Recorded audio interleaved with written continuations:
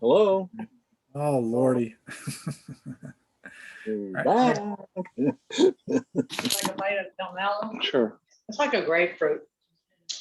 Oh, let's Not that great for $2.99. Not that sweet. Like grapefruit, a little sweeter. Oh, Not worth $2.99. I just got about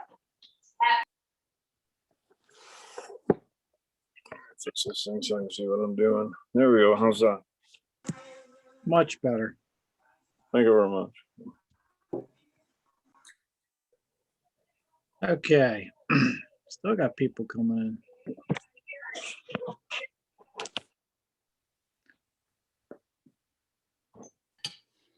Still wing for the wings? Still got a little. Yeah, those wing bolts are. You said they're typical. They are.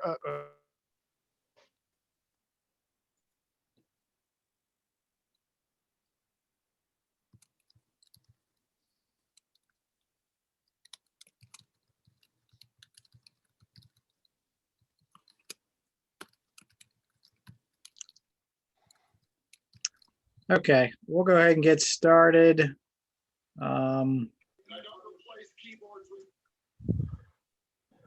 I still have people trying to jump in.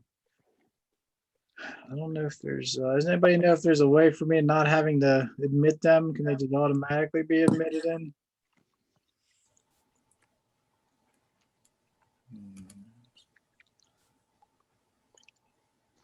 I think you had to turn off the meeting room feature first before you started the meeting. I don't know if you can do it now.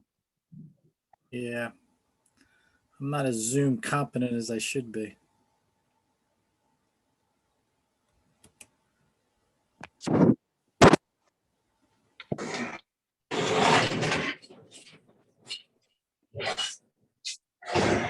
We'll give it a couple minutes here. I got about 58, 60 people so far. Hey, Frank, I tried to dial in. I don't know if I missed it, but it didn't appear that either the meeting number or one of the numbers was incorrect on the email.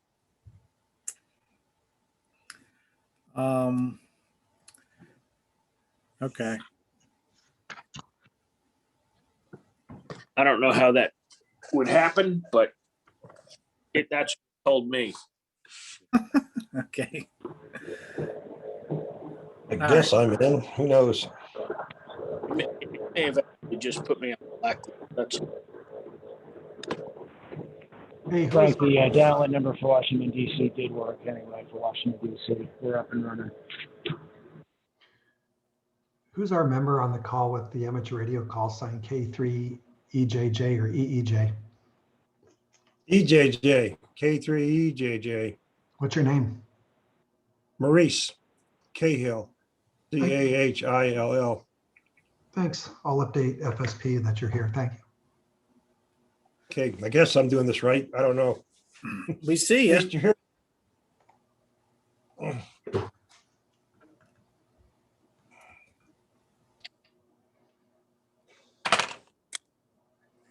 All right, so let's go ahead and get started. Well, do you guys see on the screen when it pops up? Do you see the people trying to get in when I try to let them in?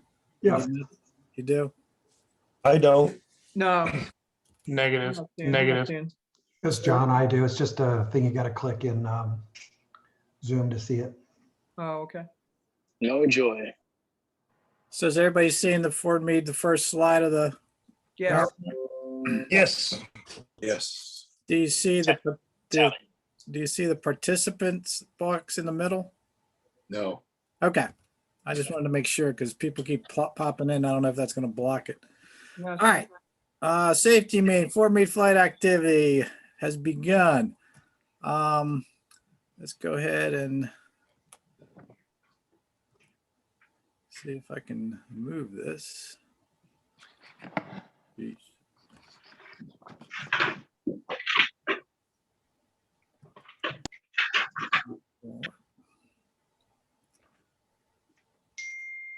Help if I could move my slides. Damn it. Let me try something again. Technical difficulties. Yeah, should have everybody up on the screen. All the little pictures should be there. Yeah, I'm just trying to pull up and share my screen with everybody else so that they can see the PowerPoint. I might do it this way.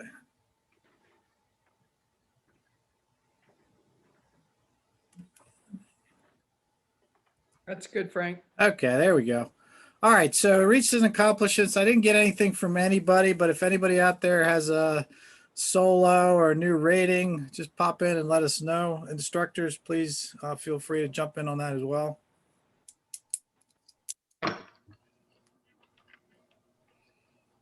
We got nothing? This is Eldon. Hey, Eldon. Hey, I soloed last December, actually. I think it was just after the last meeting. So, Excellent. Congratulations, Eldon. yeah. Thanks for jumping in, Eldon, who's your instructor? Adam. I've been flying with Adam. Okay. Thanks for that. Anybody else out there with a solo or new rating or something that we would like to congratulate you on? Parker Late is being shot. He's followed also. Parker, he soloed too as well, David? He did. Excellent. Parker, are you on? Well, Yes, congratulations. I am. Thank you. Okay, Parker, congratulations. Appreciate it. Hey, Parker, you're flying the Cessna 150? That's correct. Ah, excellent aircraft. Best Yeah, aircraft in our fleet. I like the price too.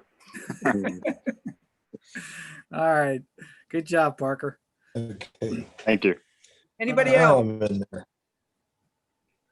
I'm trying to become a member of the flying club, but it just hasn't clicked. Well, we'll work on that. What's your last name, Tom? Chase? Sounds like Marcel. Yeah. We'll take care of Tom or so. All right, let's Whoever move it is, on. whoever just talked about that, email FMFA frontdesk@gmail.com and I'll talk to you. All right. Recent issues. We're still in COVID. We're still using the protocols. If for some reason you test positive, let us know so we can let anybody that you've had contact with so that they can do what they need to do. Currency. We're still FMFA currency requirements need to be met. We are considering some waivers on a case-by-case basis. So for some reason, Doing a Zoom meeting. you need to do if you want to request a waiver, you're going to have to reach out to us if you're going to go out of currency. Not all of our instructors are working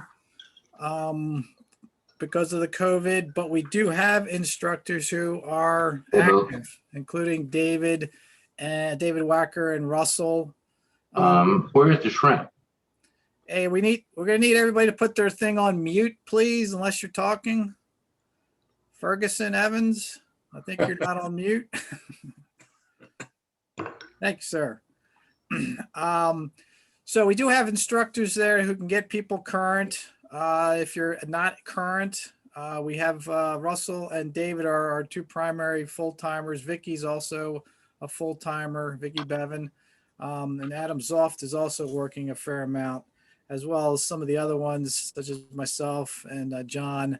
Mike Allen is also working, I think, pretty much full-time as well.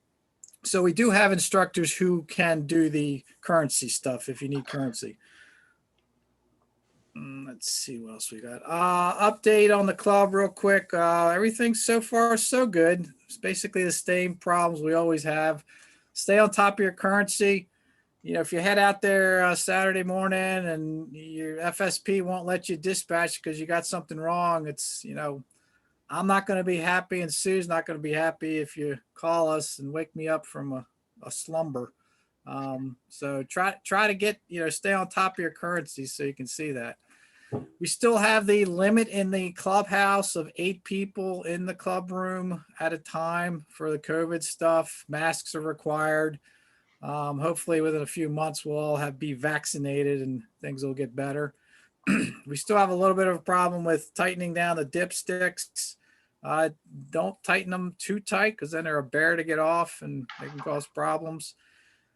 When I wrote this, our sim was back online. We do have the current FAA letter that it's good for currency for IFR. Unfortunately, I think Sue tried to log into it today and there was some technical glitches. Tim is going to try to sort that out for us.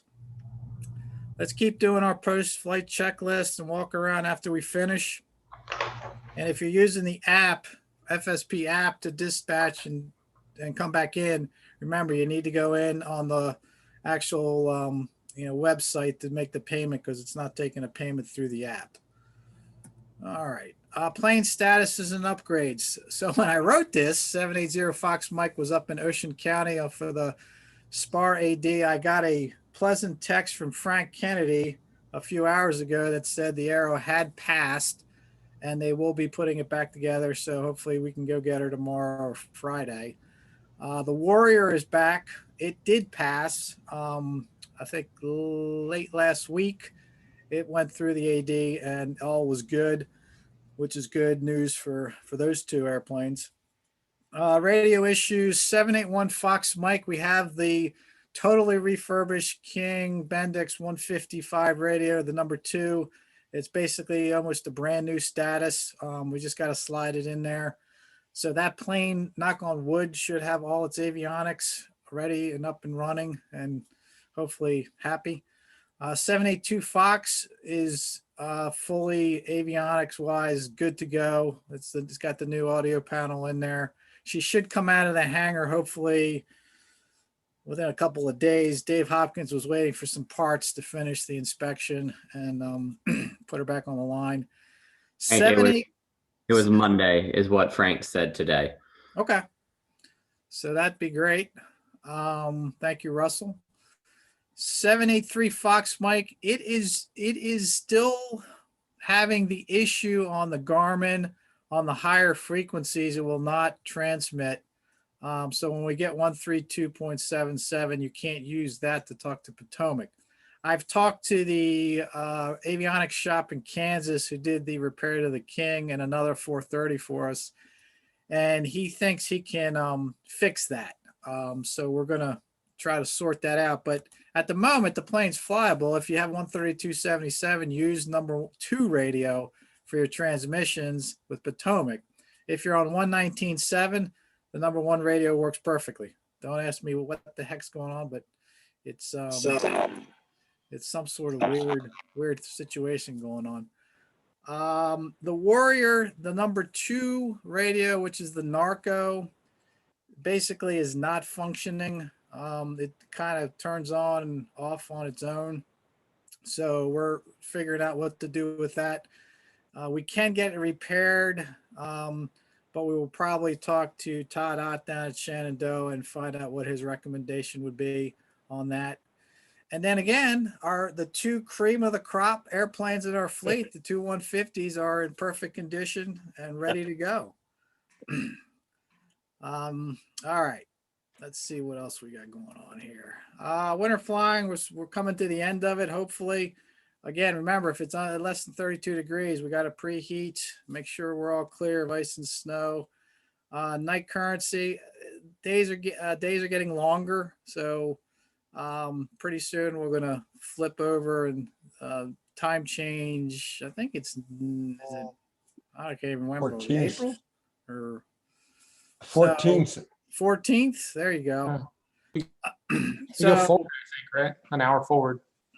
Okay.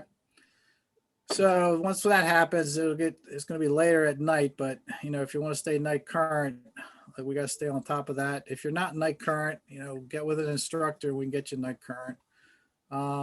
Make sure, like I said, we're getting towards the end of the night and winter flying. Make sure you have the equipment, and if you're going cross country, a survival kit's not a bad idea. All right. Okay, we're gonna talk about an issue we had about a week ago. 781 Fox Mike. Was it 1 Fox? I get confused. I think it's 2 Fox. 2 Fox. I'm sorry. It's 2 Fox went off the runway. on coming in for a landing. And David Wacker was the instructor for the pilot, and Michael was the student, and they're going to pop in and give us a little bit of background on this and explanation. And as always, whenever we have an issue, we appreciate that the pilots involved, sort of, stand up. If we were at a safety meeting, they would actually be standing up and talk to us about this, because this is a learning experience for everybody. It's a learning experience for the pilots. It's a learning experience for the instructors. And we're trying to learn so that we can avoid these things in the future. So we really appreciate Dave and Mike taking the time and telling us what's going on. So Dave and Mike, if you want to take over for this, that'd be great. And I have your slides, David, when you need them.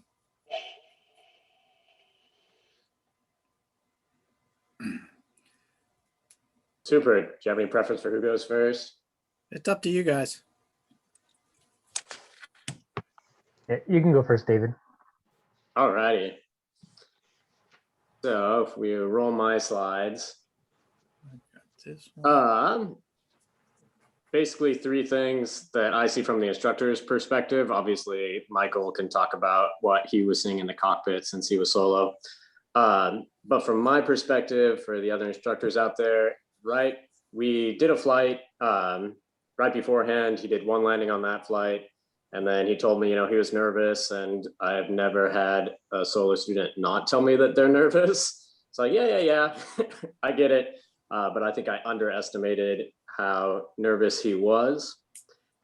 Second, according to the FMFA ops manual, after the stage 1 check, which he had successfully completed with Jenny Wong, then you can have less supervised solos, right? So I'm still checking the weather, but I don't have to be physically present.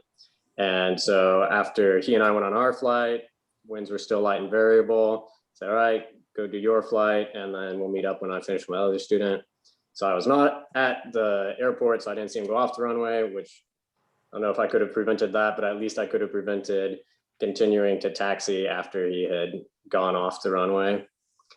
And then recency, if you can go to the next slide. Michael is flying with us through CCBC, the community college, and they have this lovely feature of their syllabus where you can fly if you pay for it, but you cannot use your, the funds that you have put aside for CCBC flying when they are not in session. And over the winter, they're not in session for 2 whole months.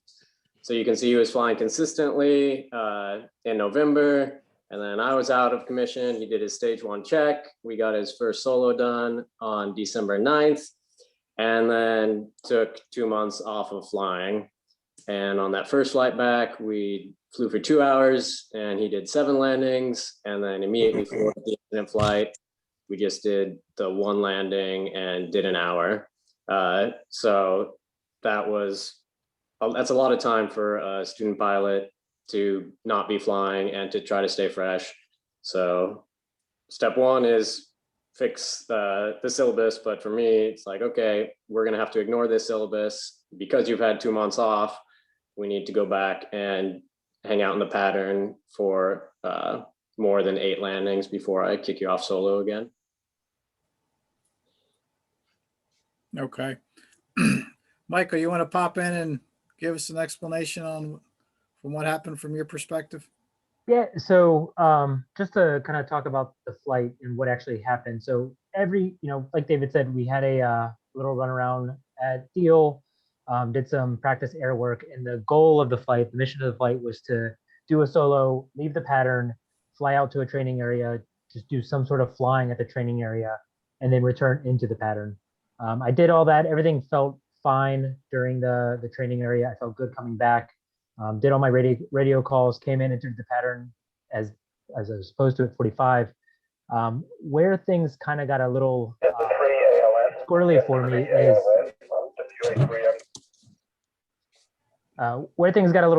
as I was coming in, I definitely had a lot of energy. I misjudged how much energy I had as I was landing. And when I touched down, I I felt that I was on center line. I came in with the extra energy. The mains touchdown, I bounced back up. From that point in time, I was focused on getting back down.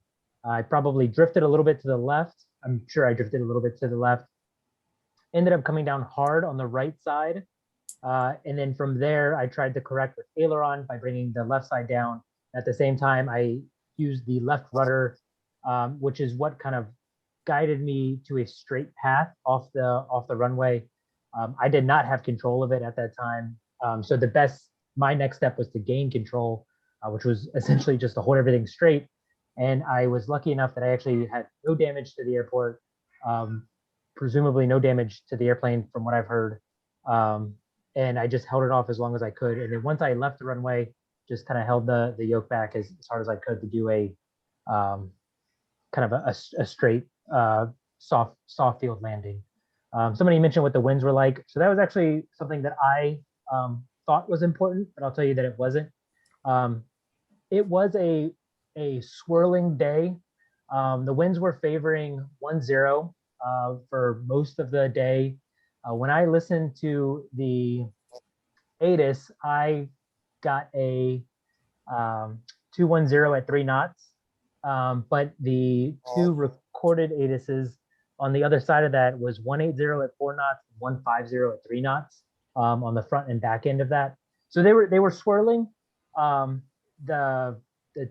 tailwind would have caused a little bit of ground roll. It definitely wasn't strong enough to increase it by too much. Maybe I felt like I was going a little bit faster as I came over the numbers, and that was just the kind of perception of ground speed at that point in time. But other than that, there was nothing that would have that should have caused this. Had I have appropriately, one, followed my flows, which being rusty on those, I did not. And two, if I would have actually treated this like a crosswind and held the center line the whole time. Leading up to this point, David kind of touched on, I mean, as you see, I had 8 landings in the 1 week of February that I started flying again. I had 3, 4 landings in, or 6 landings, it looks like, in December. I was flying the CCBC simulator during that time. But it's not the same. I mean, landing in a simulator definitely doesn't feel the same. I was extremely nervous the morning of. I felt like I could work out those nerves with David as we flew out and deal, which definitely, worked out some of the nerves. I felt more comfortable leaving the pattern, comfortable coming back in. But when he was getting out of the plane, I remember saying, I am nervous. At that point in time, I should not have taken off. And that was the first time that I could have corrected this or prevented this. The second time that I could have corrected this and prevented it, as I was coming in, I noticed I was fast. I should have gone around. That first bounce, I should have gone around. There are several opportunities that I had to fix this and prevent this incident. The big lesson that I took away is don't take those for granted. I got extremely lucky. There are people that have fared worse. There are aircraft that have fared worse during this, but this is I'm very happy with, I'm very fortunate for how everything ended or how it all turned out, but do not take any of that for granted. Thanks, Mike. I appreciate you explaining how everything went. And I think that the takeaways, guys, if you're not talking, we need you on. Hey, K3 Echo Juliet Juliet, can you hit your mute button, please? Is that Tom? I'm just trying to get some better lighting here or something, but it's not working. Tom, on your screen, there should be a microphone symbol. You need to click on it so we don't hear everything from your end. Okay. Learning about this thing here. Yeah. Sorry about that. No, well, no let's see what happens. All right. So lessons learned from this. There you go, Mike. Tom, you got it. Perfect. Go like Mike was talking, he said, he kind of mentioned 3 points where he could have potentially stopped this from happening. One was when he felt nervous about going solo.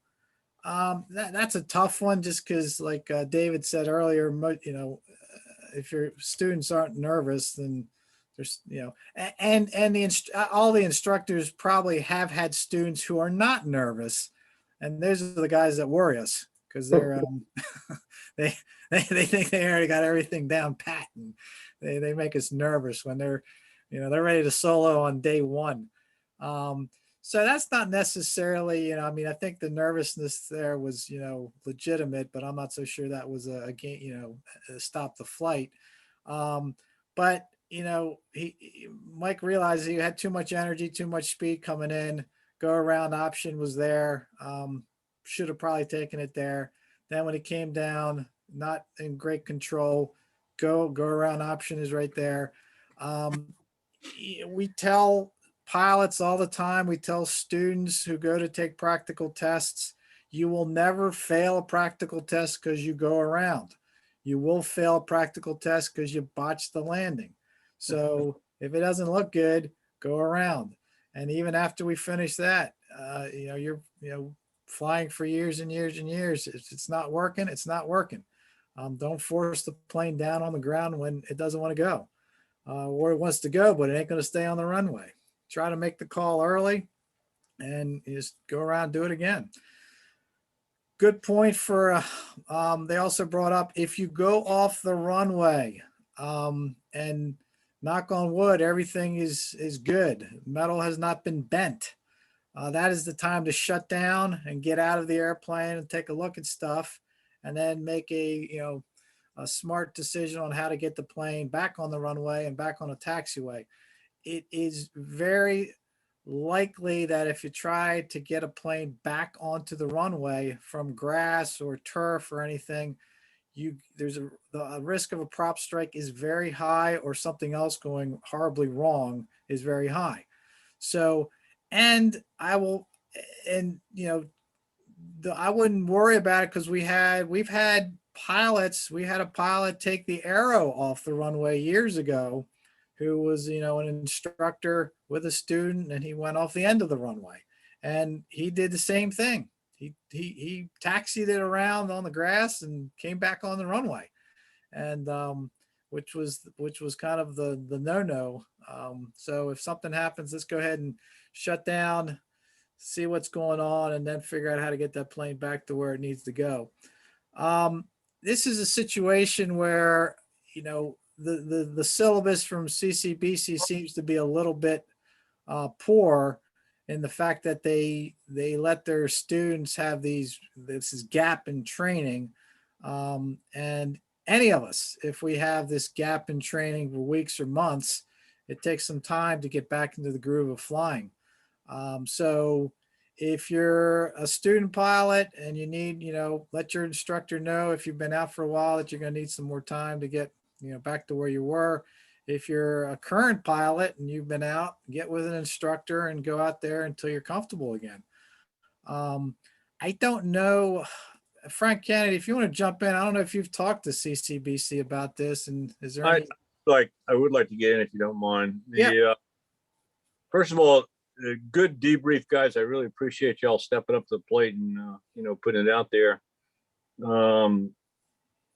From a safety standpoint, there was what I call supervisory error, which would be in the fact that if we are not supervising solos, we need to start doing that. And yes, that could have been prevented. Anytime you would see somebody in less than a perfect approach coming down the tubes, that you would go ahead and, like an LSO on the end of an aircraft carrier, you would wave them off.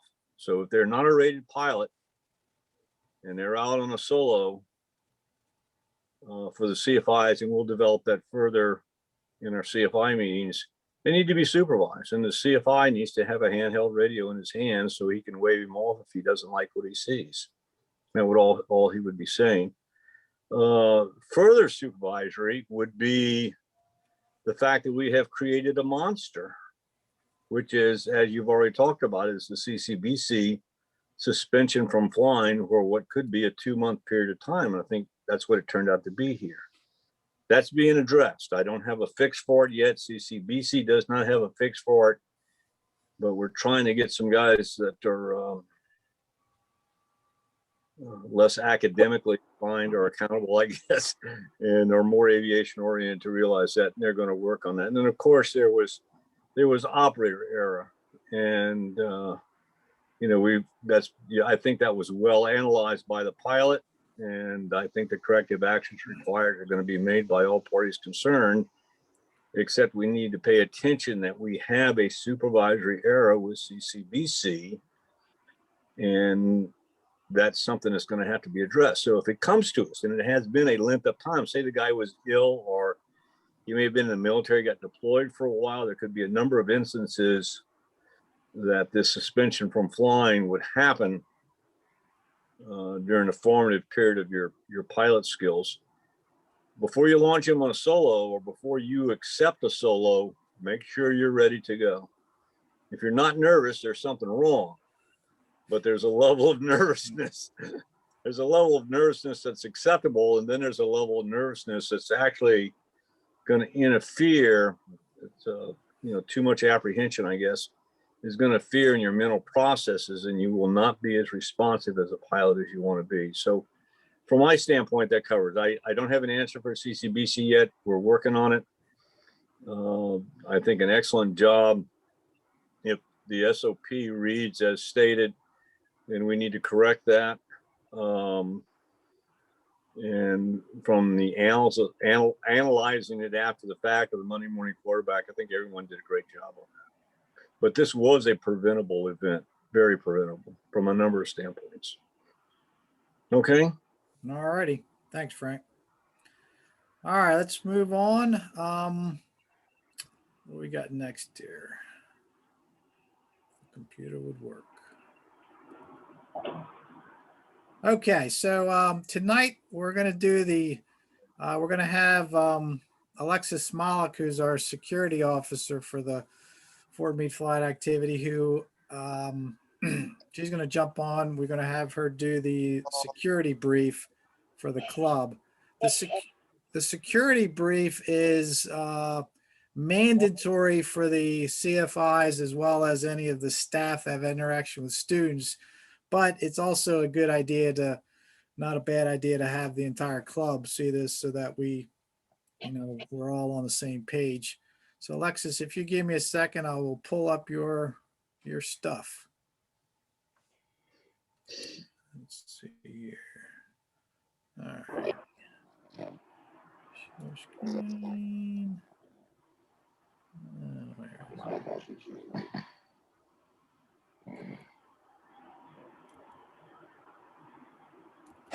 Bear with me. This is required as part of 41 CFR 1552, and it's active and available to instructors as well as everybody who has a contact flight safety. So, as Frank said, it's a good measure to refresh the basics. Alexis, does everybody having problems with her hearing? Yeah, I can't hear. She's got an echo. She may have two machines on. Yeah, do you have two machines going, Alexis?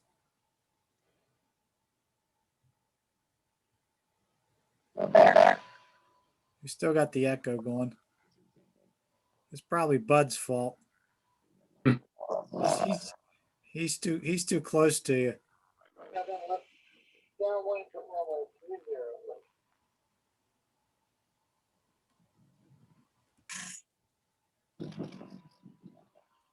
Wrong one.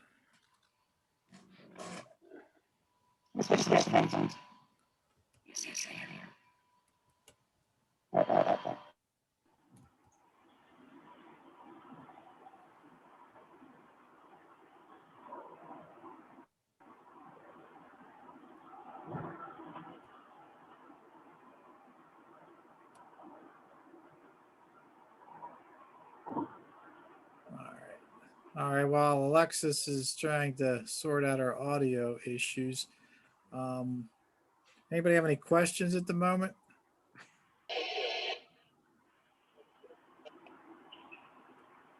I had a question while we're waiting. This is Matt Schlesinger. Hey, Matt. Do we say the 782 we don't expect to be back up till Monday? I think Russell said that would be the case. Okay. All right. Thank you. Yeah, when I heard from Dave today, when I was at the airport, that's what he said was Monday at the earliest. When we were going through all the maintenance agenda of all the airplanes. And this is John with a question. Sure. Could you talk a little bit about the note that went out the other day about no landings on soft fields? Yeah, that's a good question, John.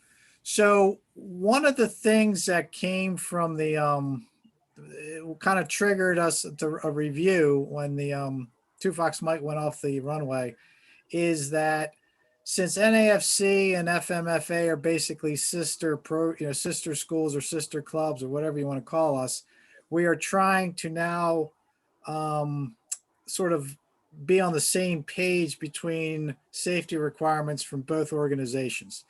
And right now, the idea is the more stringent safety rule is going to be the one that will be applicable. NAFC does not allow any of its pilots to land on grass. So at this point in time, we basically have put that on FMFA as well.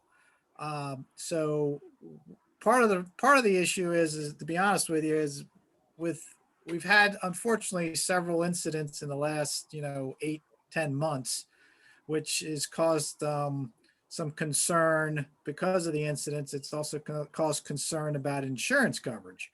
So we're being a little proactive in terms of safety, in terms of the grass landings. So right now there is no grass landings using the aircraft. Before we did have the ability to use the Cessnas were able to land on grass. The Pipers, we never let them land on grass before, but that's kind of the reasoning that's going on, John, why they, and we're still trying to merge the two organizations in terms of ops and safety considerations. So that's kind of the reason why it's going on. And I don't know if Frank wants to jump in and comment on that either. Oh, I'm fine. I think that's covered very well. Okay. Well, I can understand why some guys may want to land on grass, but I think it would be mostly for entertainment.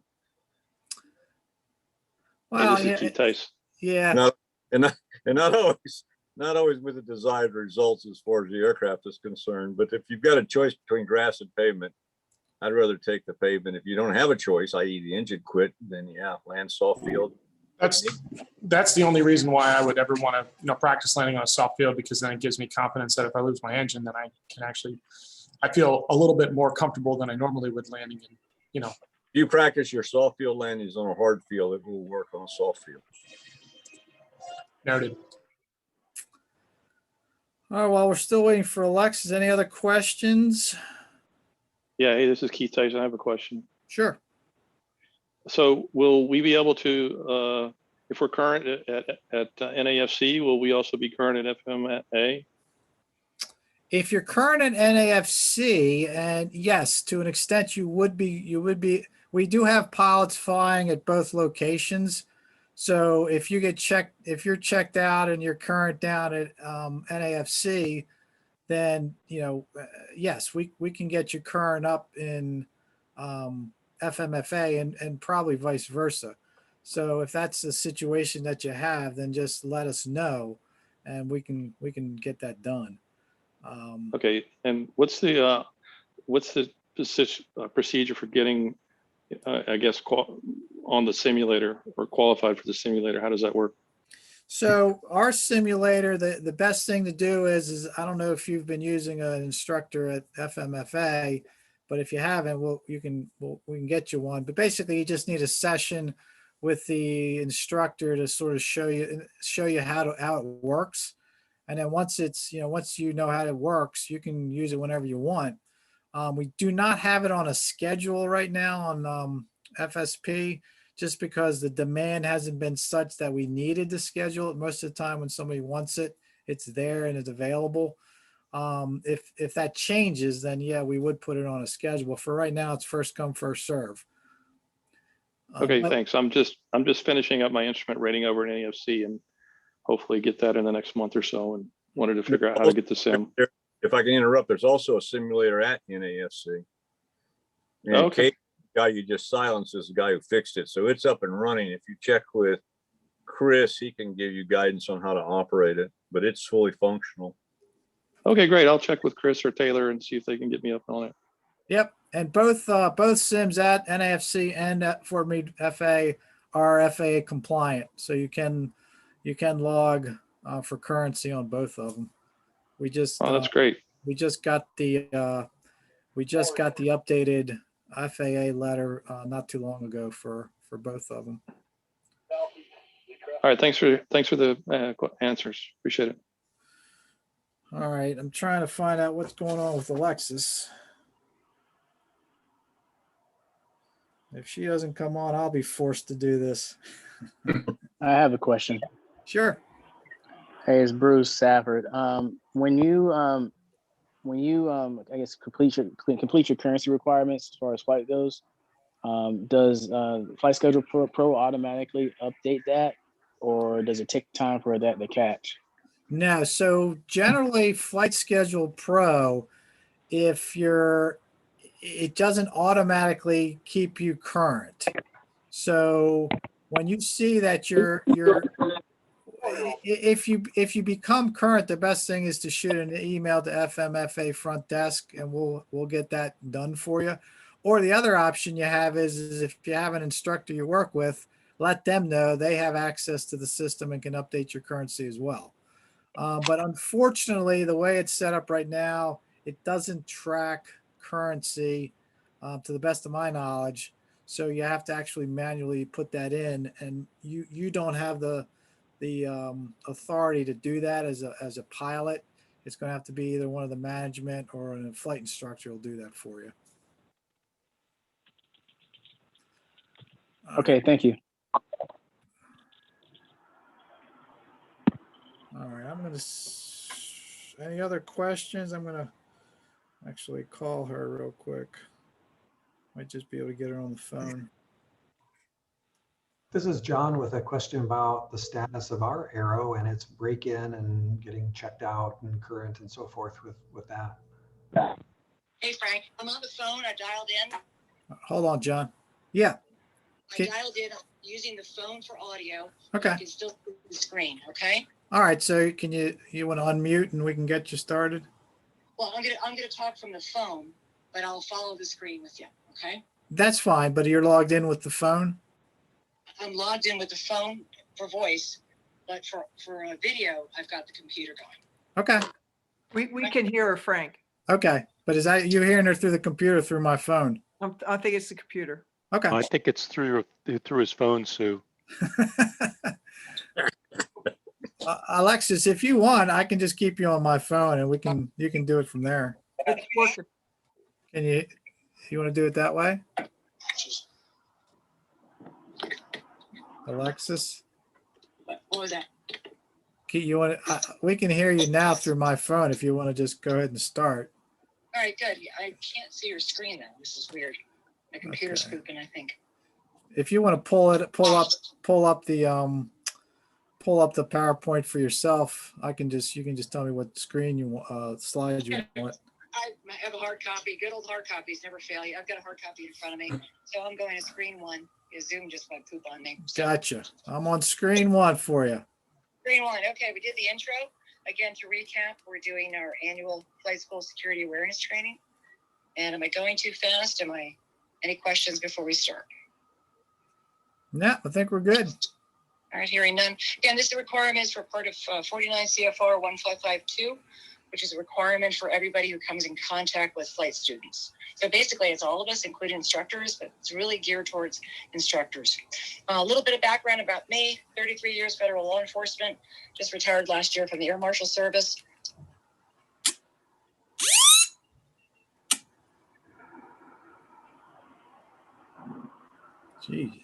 Jesus. Well, I lost her.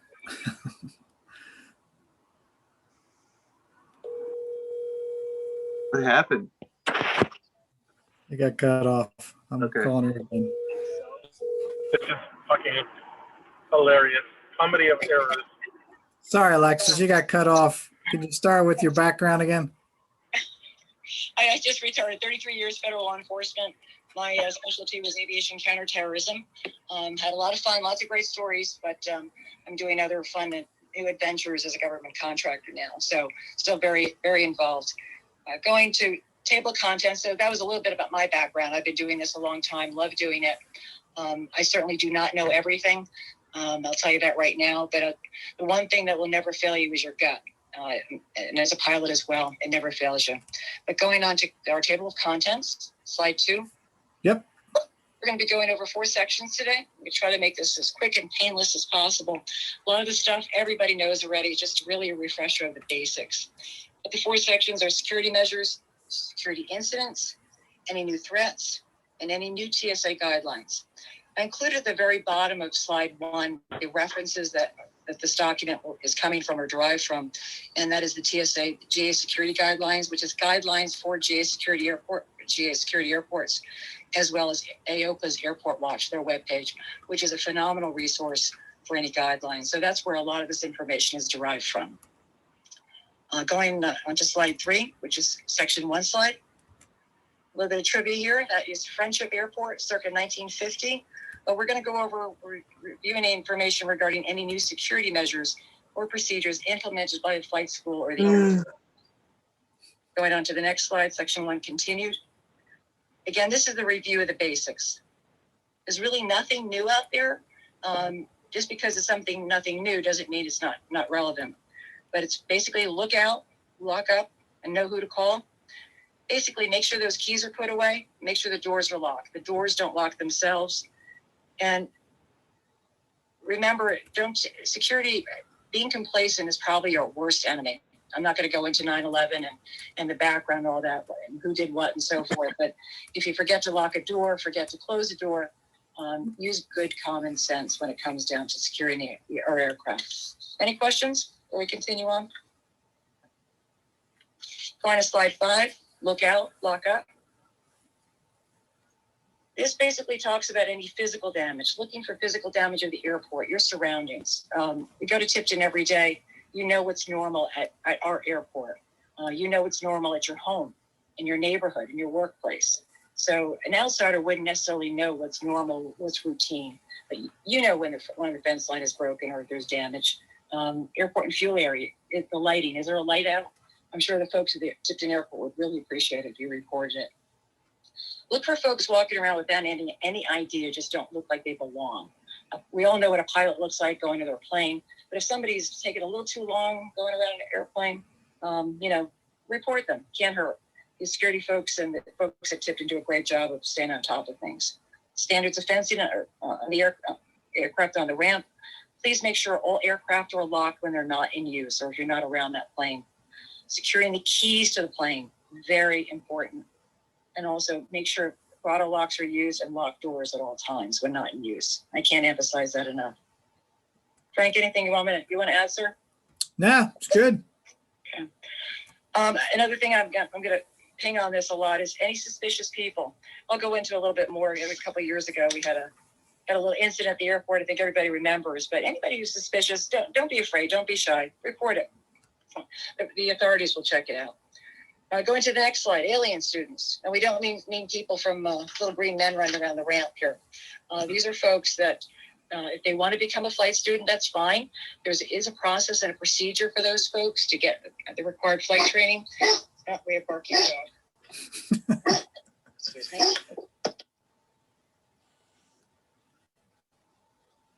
The dog barks when you're speaking on the phone.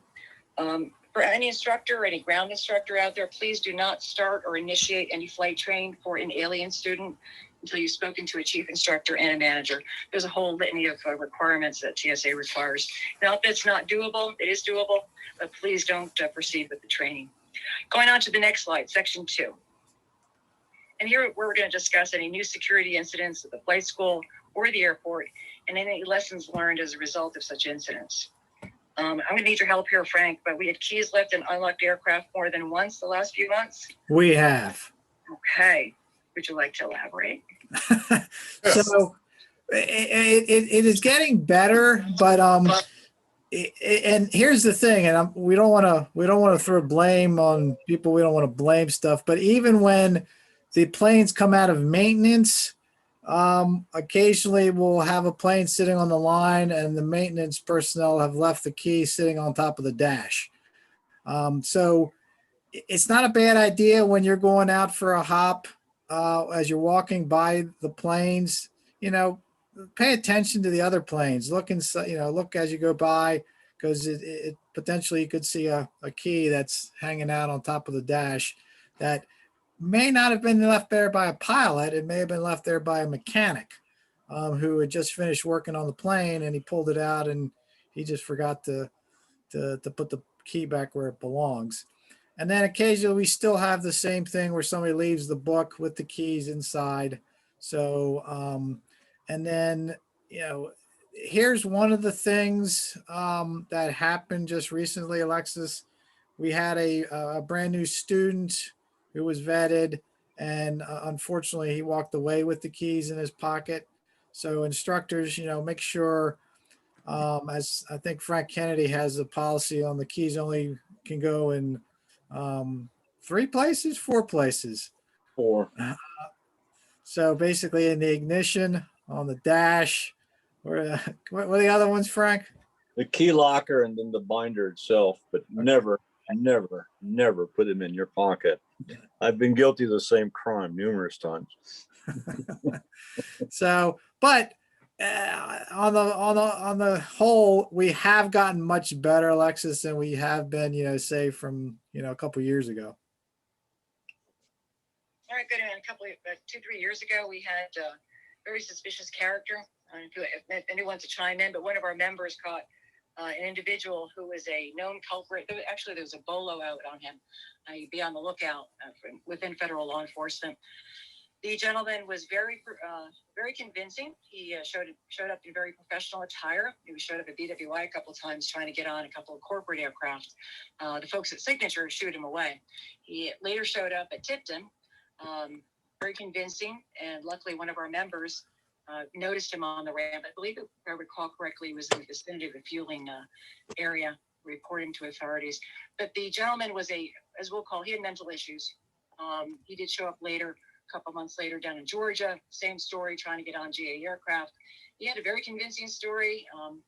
He tried to get on. Who knows what would have happened, bottom line, if he went on board an aircraft or somebody's plane with their family. So, Frank, you want to chime in and help me out with that one? Or I think it was a great news story for our membership.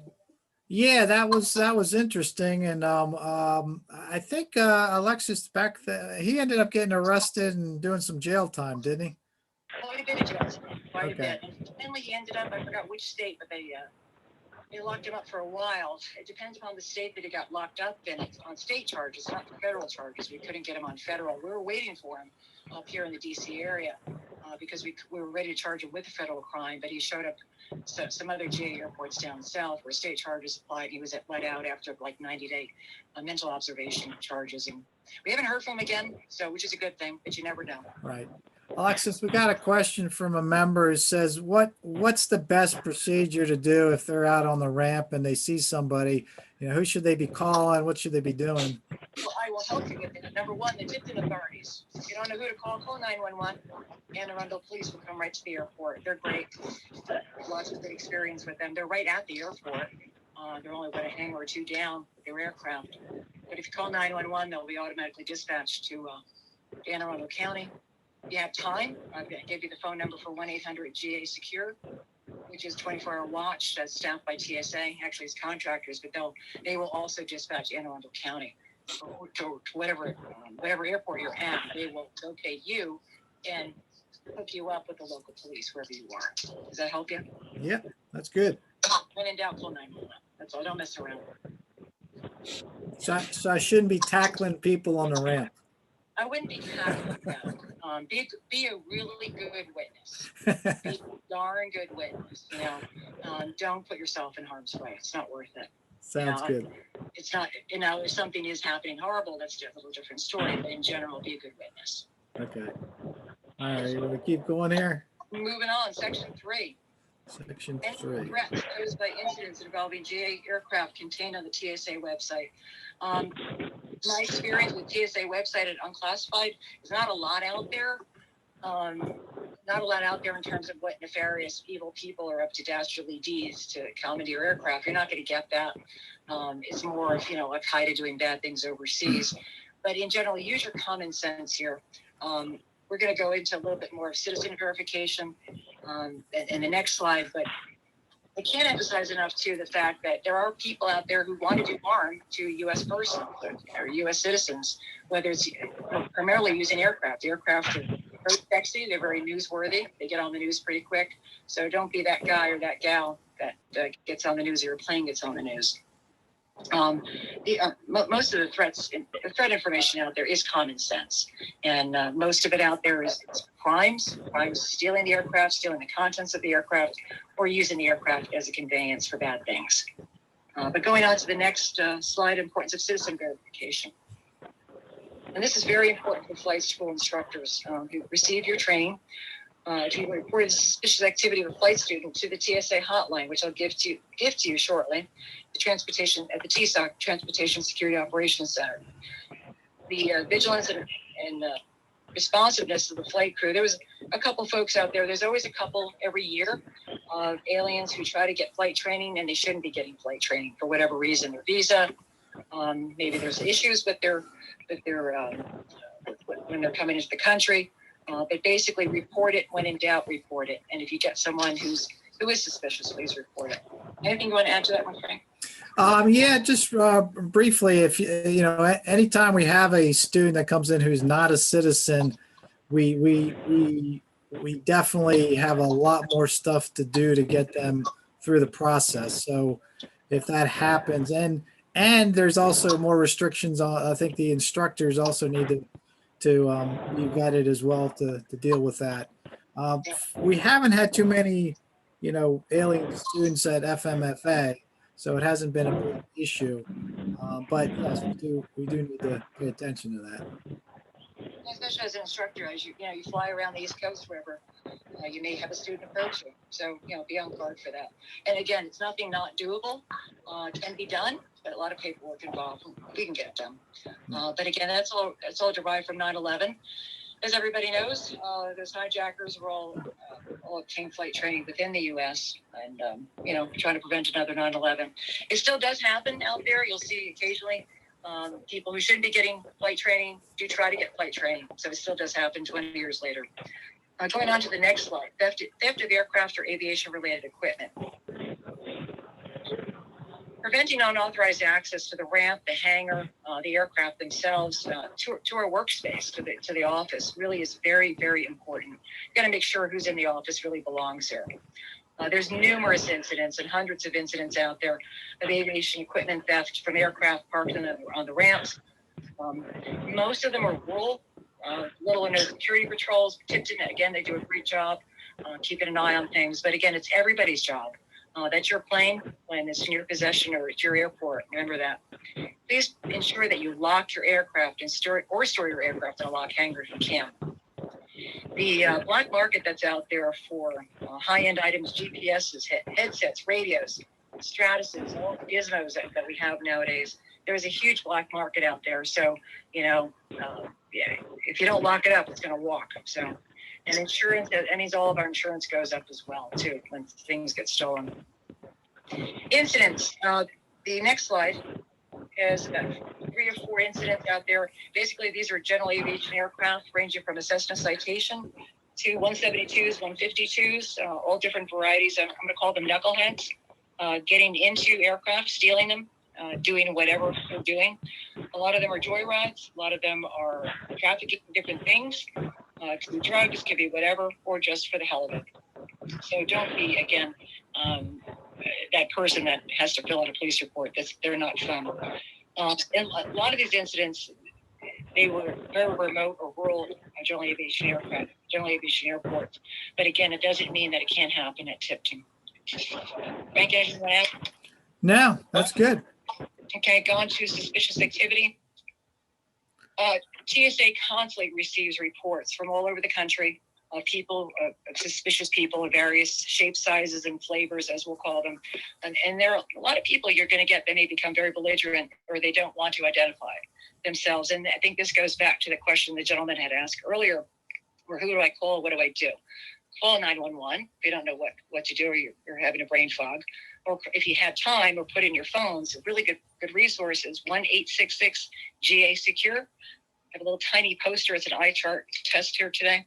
But that's that phone number is staffed 24/7 at the TSOC, at TSA, and they're trained folks, and they will help you out and dispatch police or the appropriate authorities to get you help and check out the situation. Again, if you can, keep an eye on the situation, but listen to the person who's on the phone. They'll coach you through it. And again, this is all aircraft, both the helicopter, fixed wing, and there's no aircraft is not subject to being tampered with. You forget about the others. Other than to, very, very rudimentary, and as pilots, listen to your gut. If you feel something isn't right, it probably isn't. Don't feel, oh, someone's going to look down at me or feel stupid. Please don't feel that way. If you see somebody or something going on that you believe doesn't fit or doesn't belong, again, it's your airport. If you don't report it, heaven forbid something does happen. So no one will ever laugh at you. Going on to the next slide, violation of the Sephirah. Don't do it. Basically, serious stuff. We do this every day. We fly in out of the Sephirah. DC is probably one of the most heavily restricted airspace in the world. Violators are not tarred and flogged, but pretty close to it. But we don't want to have anybody be made an example of by those evil TSA people. We don't want to have evacuations or any of that. Any questions on the Sephirah? Okay, going on the next slide, section 4. Any new TSA guidelines concerning security GA aircraft, airports, or flight schools? Really not a lot out there, but again, specifically onto the next slide, rather. Sorry, Frank. FBO operators that rent aircraft can thwart persons seeking unauthorized access, and this is where they really beat the drum within the security guidelines from TSA to FBOs. Limit access to aircraft. Again, make sure that everybody who's going to be having access to those aircraft has a U.S. government issued photo ID, has a current airman certificate and current medical certificate. You can check them online. FAA website, if you have time. And again, please report anybody to 1-866-GA Secure. Any questions? And there's a little eye chart at the bottom slide. Going on the next slide, Frank.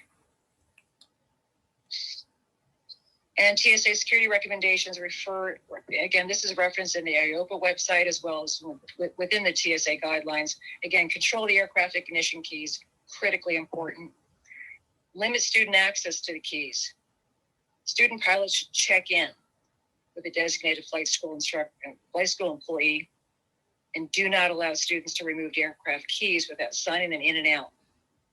Ultimately, strive to have separate keys for the aircraft doors ignition. That's not always feasible, but that's what the goal is here. Going on to the next slide.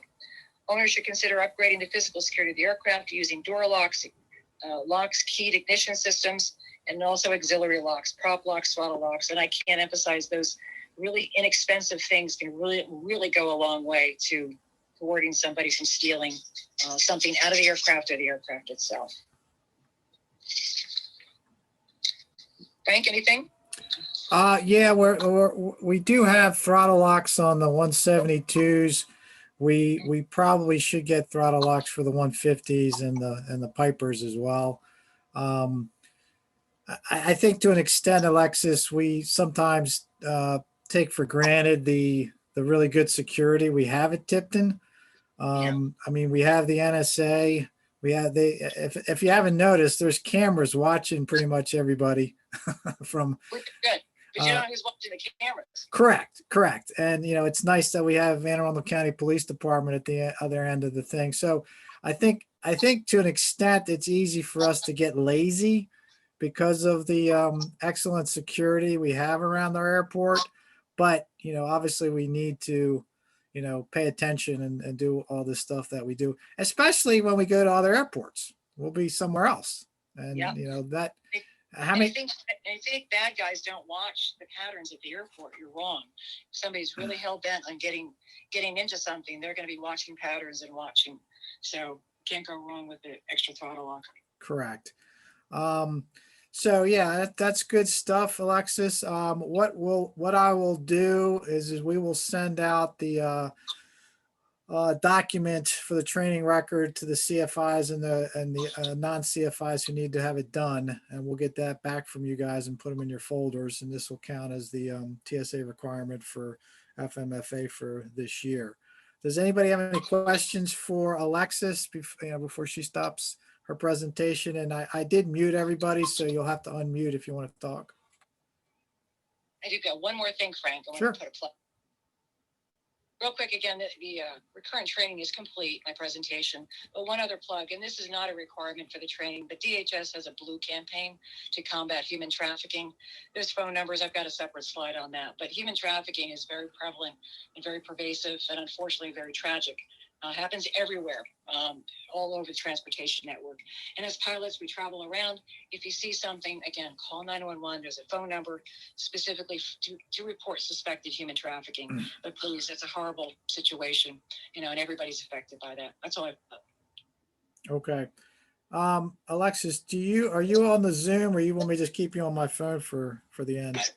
Keep me on the phone. Let me try to get back in, but unless anybody's got questions for me, I don't want to be rude. Okay. All right, I'm going to go ahead and pop back over to the other.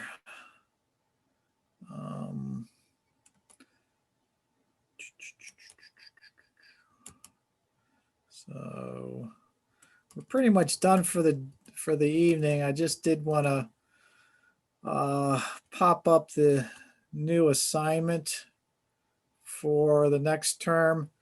Since we're coming into spring and summer, we're going to start dealing with thunderstorm challenges, and AOPA has a pretty nice thunderstorm course that you can take for the next safety assignment. And that'll be there.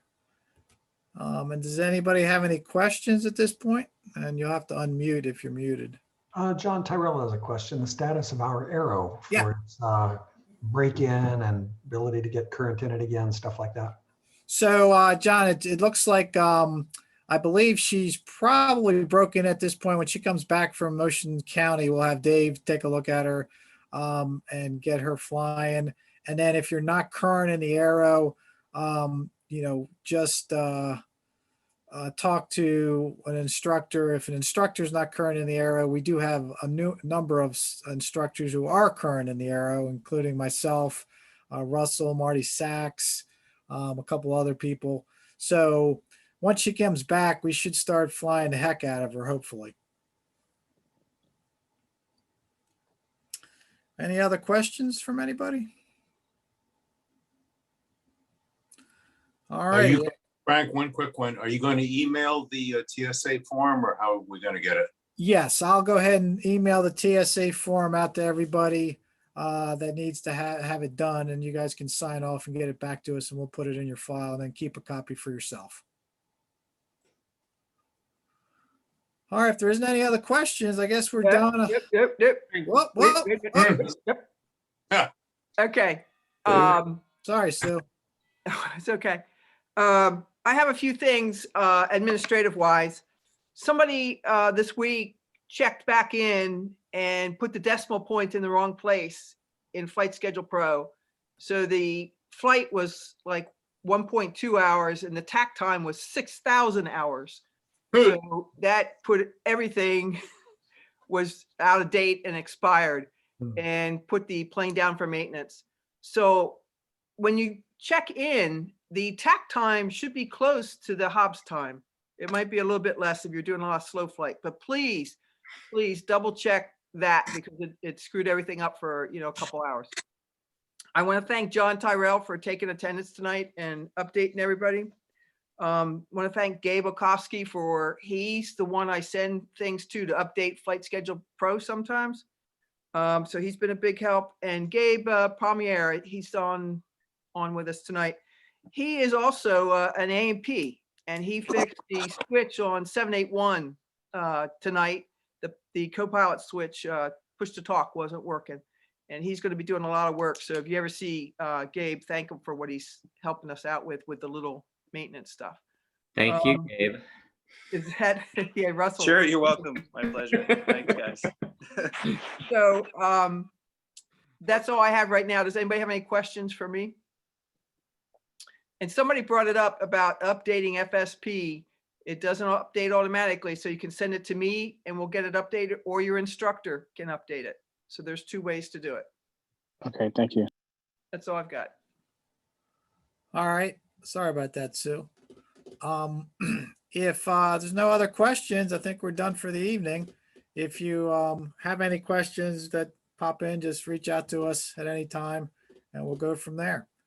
Appreciate everybody logging in. Sorry about the technical difficulties, but we got it done.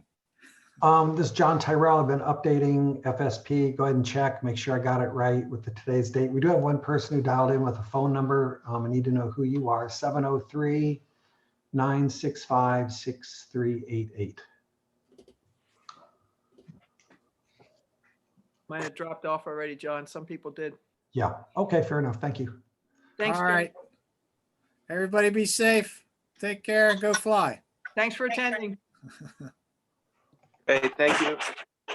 Bye.